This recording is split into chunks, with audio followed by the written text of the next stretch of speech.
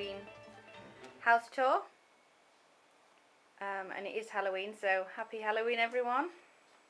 Hope you're having a good time. To start with, I showed you this before, but I've just added my cauldron and some potion bottles. So this is the witch's station. I'm going to have put some material just around the base of the cauldron. I actually do use this. Just added some water and flour to give it kind of this weird murky, I don't know, green food colouring, severed finger, just bits to make it look as if making up a potion. And then there's a few bottles there, and I've added a bit of cobwebbing.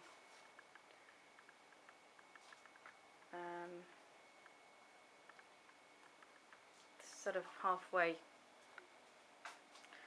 I still haven't finished, but I thought I'd better do it before my son comes home. So this is going to be a ghost. Here on the freezer is my homage to Halloween film. Let's put a light in there. Oh. So I've tried to copy the Halloween pumpkin at the beginning of the film, and then of course Michael Myers' knife sort of thing, and then a few little creepy crawlers and these little jack-o'-lanterns, and then the witch's broom that my mum gave me, which should be over by the witch's station, but there's not enough room. So it's going over to the table. For the party later, I've just got some few bits out. This is pretty cool.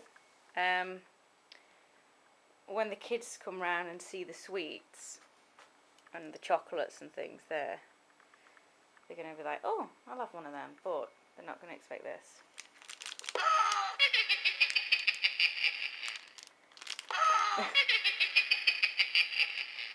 And the eyes light up in the dark. So I thought that was pretty good. It's actually my son's game called Boney Head. But I thought it'd be good for Halloween. Okay, so I had these cakes made by a friend of mine. And she's got a Facebook page, Patty Cakes. And she made me 12 of these brilliant Halloween cupcakes.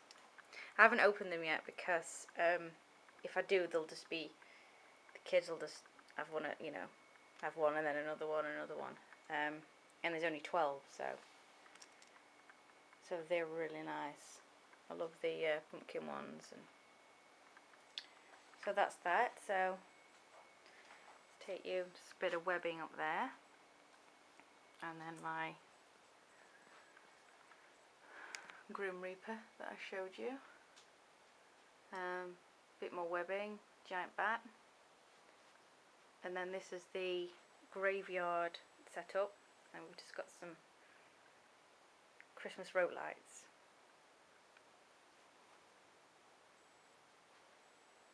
Flickering candle, that one does work, but you have to mess around with the battery.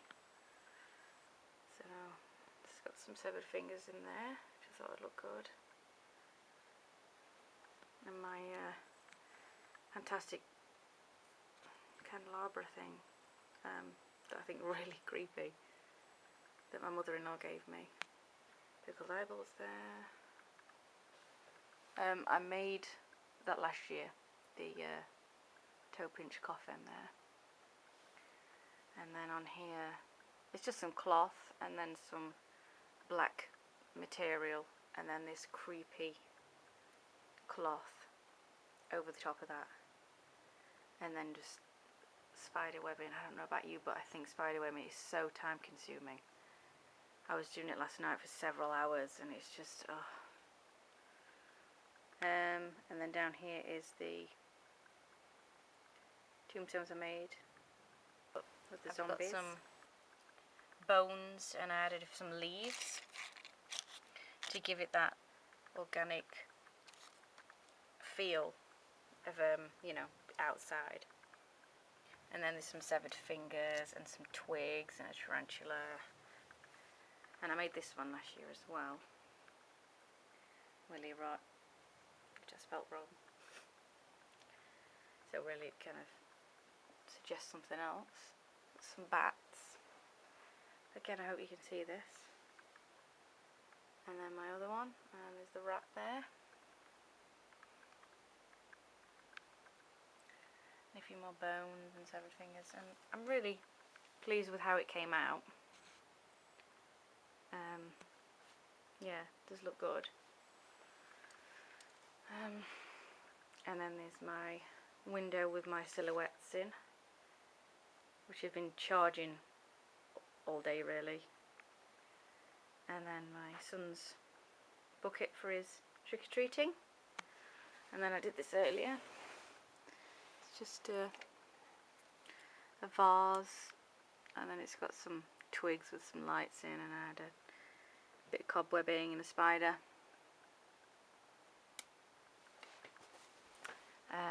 This little jack-o'-lantern there and a witch's hat near the telly. Bit more cobwebbing there with my 3D Frankenstein monster. I got that last year, the monster and this skeleton. So I do have a few sort of cute bits, few bats. My wreath I made, some more cobwebbing, and then this skeleton. Oh, his hand's fallen down.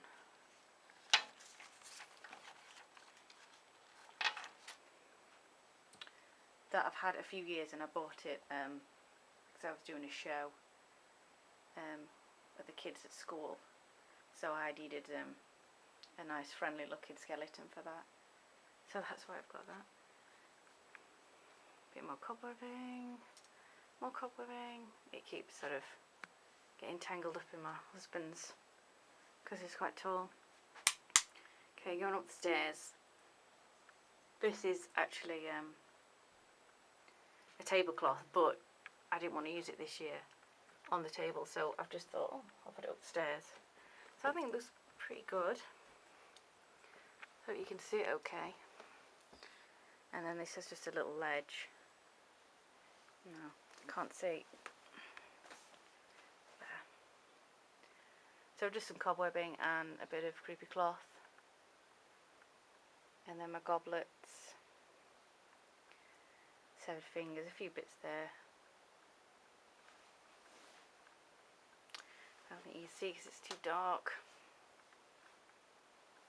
And then it's what it looks like downstairs. So it looks like bits of a massacre has happened on the stairs. Bit of cobwebbing on the DVD cases. I'll let you have a look at my horror film collection. Like I say, I'm a big fan, so I haven't got as many as I'd like. Some I've got in the bedroom, so this is not all I've got. We watched World War Z last year, and the year before that was Cabin in the Woods,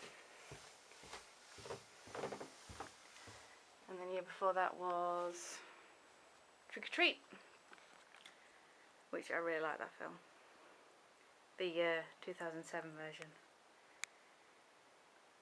So that's about it really. You haven't really got any other decorations upstairs. Like I say, I haven't quite finished, but I had to be quick because my son's coming back, and I had to get it done where I could. So there you go. Hope you're having a really good Halloween, and I'll see you on my next video. Take care. Bye.